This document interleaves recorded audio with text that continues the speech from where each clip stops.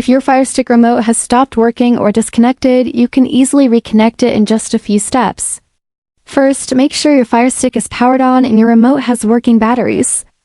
If needed, replace them with fresh ones. Then, press and hold the home button on your remote for about 10 to 20 seconds until the light on the remote starts blinking, indicating pairing mode. If that doesn't work, unplug your Fire Stick from power, wait 30 seconds, and plug it back in.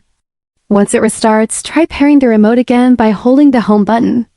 You can also go to Settings, then Controllers and Bluetooth devices, and then Amazon Fire TV remotes, then add New Remote and follow the on-screen instructions. If your remote still doesn't connect, try resetting it by pressing and holding the back, menu, and left navigation buttons together for 10 seconds.